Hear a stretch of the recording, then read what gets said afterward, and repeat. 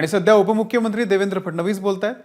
PFI वर केंद्र सरकारने बंदी घातलेली आहे, त्याच्यावर काय पहिली विचार असं आहे की सातत्याने पीएफआयच्या संदर्भात वेगवेगळ्या प्रकारचे इनपुट्स हे सगळ्याच केंद्र सरकार आणि राज्य सरकारच्या एजन्सीजला मिळत होते।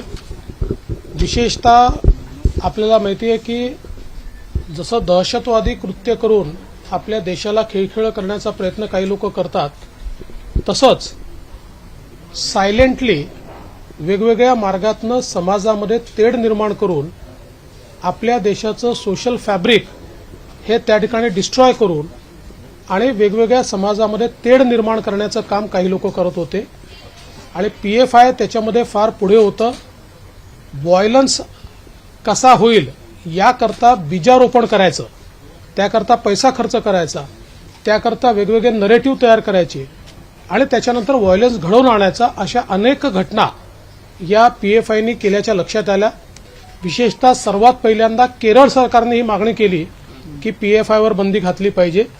त्यानंतर वेगवेगळ्या सरकारनी या संदर्भात केंद्र सरकारशी पाठपुरावा केला आणि इतक्या मोठ्या प्रमाणात हे सगळे पुरावे उपलब्ध आहेत। आपल्याला कल्पना आहे मागच्या काळामध्ये महाराष्ट्रामध्येही कुठेतरी नॉर्थ ईस्टला मशिदी तोडल्या असा खोटा प्रचार करून आपल्याकडे मोर्चे काढण्यात आले आणि मोठ्या प्रमाणात अमरावतीसारख्या शहरांमध्ये आपण बघितलं असेल तर तोडफोड करण्यात आली, ज्याचा कुठलाही संबंध अशा प्रकारे कुठे मशिदी तोडल्या गेल्या नव्हत्या। त्याचे जे क्रिएटिव्ह होते ते बांगलादेशमधले होते, ते वेगवेगळ्या देशातले होते आणि अशा प्रकारचं हे सातत्याने कृत्य हे पीएफआयच्या माध्यमातून चाललं होतं आणि याकरता त्यांनी काही फायनान्सिंग मॉडेल्सही तयार केले होते।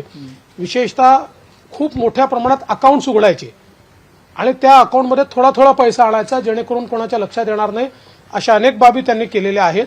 या सगळ्या गोष्टींचे पुरावे आता या ठिकाणी उपलब्ध आहेत। आता केंद्र सरकारने बंदी घातली आहे। प्रत्येक राज्याला आता त्या ठिकाणी कारवाई करण्याच्या संदर्भातलं नोटिफिकेशन जे आहे ते जारी करायचं आहे। महाराष्ट्रातही आम्ही त्या संदर्भातली कारवाई करू। आम्ही पीएफआय आणि त्याच्याशी संबंधित ज्या 6 संघटना आहेत ज्यांच्यावर बंदी घातलेली आहे त्याच्यावर पूर्णपणे त्यांना त्या ठिकाणी बंद करण्याची कारवाई केली जाईल। पीएफआयच्या निशाण्यावर होते अशी देखील माहिती होती, काही थ्रेट होता काही लोक, अनेक गोष्टी। पीएफआय हा एक सायलेंट किलर होता। त्यांनी म्हणजे शेवटी ज्यावेळेस असं लक्षात आलं की आपली आर्मी आणि इंटेलिजन्स हे आता इतकं अलर्ट झालंय की बॉम्बिंग करणं किंवा थेट दहशतवादी ऍक्टिव्हिटी करणं हे कठीण आहे, अशा वेळी देशविघातक तत्वांनी ही एक नवीन पद्धत शोधून काढली की एक मानवी चेहरा दाखवायचा समोर आणि त्याच्या पाठीमागे लपून हे सगळं करायचं। आणि सिमीला जेव्हापासून बंदी घालण्यात आली, पोस्ट सिमी काही लोक एकत्रित झाले आणि मग हळूहळू त्यांनी पीएफआय सारख्या वेगवेगळ्या संघटना काढल्या आणि त्यातनं अशा प्रकारची कृत्य त्या ठिकाणी सुरू केली आणि त्याच्यामध्ये अनेक म्हणजे काही लोक त्यांच्या हिटलिस्टवर होते, काही टार्गेटवर होते, काही लोकांवर हल्ले करण्याचं त्या ठिकाणी षडयंत्र देखील होतं। त्यामुळे अशा अनेक गोष्टी त्या ठिकाणी होत्या। मला असं वाटतं की आता या सगळ्या गोष्टी बाहेर येतील। सुरू आहे त्यामध्ये जवळपास आता दुसऱ्या टप्प्यात 170 जणांना आतापर्यंत ताब्यात घेण्यात आले। त्यामध्ये महाराष्ट्रात पण अनेक ठिकाणी औरंगाबाद असेल, ठाणे असेल, नवी मुंबई असेल याचा भाग आहे।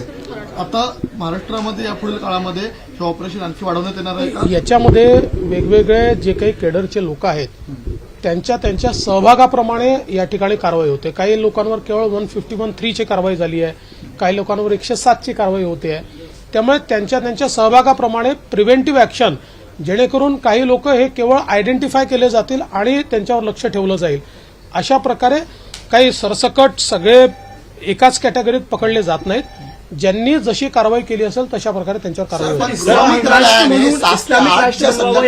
होईल। टार्गेट होतं आणि त्याचबरोबर असे काही स्लीपर सेल्स तुम्ही कारवाई करत असताना असू शकतात का, तशी भीती शंका आहे? नाही, हे आहेच अशा प्रकारचे। शेवटी मी जसं मगाशी सांगितलं की आता 6 फ्रंटल ऑर्गनायझेशन्स लक्षात आलेले आहेत। त्या 6 फ्रंटल ऑर्गनायझेशन्सच्या व्यतिरिक्तही काही छोटे ऑर्गनायझेशन्स त्याच्याशी कनेक्ट असू शकतात, त्याही आता शोधून काढण्यात येतील। आणि आता एक प्राथमिक अंदाज आहे की यांनी खूप मोठ्या प्रमाणात छोटे छोटे अकाउंट्स उघडले आहेत। त्यामुळे कुठल्या अकाउंट्समध्ये कुठून पैसे आले आहेत, कुठून बाहेरून आले आहेत का, कोण ते फंडिंग करताय, असं सगळं त्याचं जे कनेक्शन आहे ते जोडावं लागेल आणि त्यानंतर मग हा सगळा जो काही त्यांचा डिझाईन आहे तो बाहेर येईल. ते 7 ते 8 संघटनांमध्ये आता बंदी आलेली आहे, संलग्न संघटना. त्याच्याबरोबर राजकारण दिसून येते. काँग्रेसचे जे खासदार आहेत आणि लोकसभेतले प्रतोद आहेत सुनील यांनी कुठेतरी मागणी केलेली आहे की आरएसएसवर सुद्धा अशा प्रकारची बंदी आणायला हवी, कारण आरएसएस मार्फत हिंदू दहशतवाद पसरला जातो असा आरोप त्यांनी केला. कसं आहे, असं मूर्खासारखं बोलणारे अनेक लोक आहेत. या देशामध्ये कायदा आहे, संविधान आहे, पुरावे लागतात. एका तरी राज्यामध्ये भाजपच्या सोडा, भाजप बाहेरच्या एका तरी राज्यामध्ये एक तरी इन्सिडन्स आरएसएसच्या विरोधातला ते शोधू शकले का? नाही शोधू शकले. उलट या संदर्भात केरळसारखं राज्य जे भाजपचं नाही आहे आणि केरळमध्ये दोन्ही म्हणजे पूर्वी काँग्रेसचं सरकार असताना आणि कम्युनिस्टांचं सरकार असताना त्यांनी याच्यावर बंदी घालायची मागणी केली आहे. त्यामुळे अशा मूर्खासारख्या बोलणाऱ्या लोकांना, ज्यांच्याकडे अक्कल कमी आहे, अशा लोकांना मी उत्तर देतो. सर, एक वेगळ्या एजन्सी नेमणार आहात का एटीएस प्रमाणेच? काही वेगळ्या एजन्सीजची गरज नाही आहे, त्या एजन्सीच करतो. बैन किया गया है, किस तरह से देखते हैं? बहुत सारे एलिगेशंस हैं उन पे, right from money laundering to terror linking as well as anti-national activity. So what would you have to say? PFI के संदर्भ में केंद्र सरकार ने पीएफआई और उनके साथ साथ 6 और उनकी फ्रंटल ऑर्गेनाइजेशंस को बैन करने के संदर्भ में अभी एक नोटिफिकेशन निकाला है. ये नोटिफिकेशन राज्यों को भी अधिकारिता देता है. राज्यों में इसकी कार्रवाई करनी है. इसकी कार्रवाई महाराष्ट्र में भी हम लोग करेंगे, क्योंकि लगातार पिछले कई सालों से इस संदर्भ में सारे एविडेंसेस जमा किए जा रहे हैं. इनकी एक्टिविटीज पर नजर रखी जा रही है और विशेष रूप से केरल जैसे राज्य में सबसे पहले ये मांग उठी कि पीएफआई को बैन करना चाहिए. उसके बाद अलग अलग राज्यों में भी इन्होंने कार्रवाई शुरू की. ये विशेष रूप से जो माइनॉरिटीज है उसमें घुसकर वहां पर अनरेस्ट निर्माण करना, वहां पर इंडोक्ट्रिनेशन करना, लोगों को इंडोक्ट्रिनेशन करके लोगों के माइंड्स को पोल्यूट करना, इस प्रकार के काम ये करते हैं. सीधे हिंसा में भी इनका हाथ है. विशेष रूप से पिछले समय महाराष्ट्र में जो त्रिपुरा में घटना ही नहीं घटी उसके विजुअल्स तैयार करके मानो त्रिपुरा में मस्जिदें जलाई जा रही है, ऐसे गलत विजुअल्स डालकर महाराष्ट्र में भी इन्होंने दहशतगर्दी करने का प्रयास किया. यहाँ पर अलग अलग प्रकार से लोगों को भड़काने का प्रयास किया. कई प्रकार के गैरकानूनी धंधों में भी इनका हाथ है और ऐसे भी सबूत धीरे धीरे सामने आ रहे हैं कि इनके माध्यम से कुछ लोगों को टारगेट किया जा रहा था, कुछ लोग हिटलिस्ट पर रखे जा रहे थे. तो ऐसी कई चीजें इसमें है. विशेष रूप से इन्होंने फंडिंग की भी अपनी व्यवस्था की है. छोटे छोटे अकाउंट निकालकर उसके माध्यम से किसी के ध्यान में ना आए इस प्रकार से ये टेरर फंडिंग कर रहे थे. ऐसी कई चीजें बाहर आई है. तो ये सारी चीजों के ऊपर अब आने वाले दिनों में हम लोग कार्रवाई करेंगे. राज्य सरकार और गृह विभाग इस पूरे मामले को किस तरह से देखा, क्योंकि 6 और संगठनाएं भी इनसे जुड़ी है? ऐसा है कि इनकी जो सारी संगठनाएं हैं, इससे ज्यादा भी संगठनाएं है या नहीं है, इसकी भी तफ्तीश की जाएगी और सब पे कार्रवाई की जाएगी. एबीपी माझा, उघडा डोळे बघा नीट.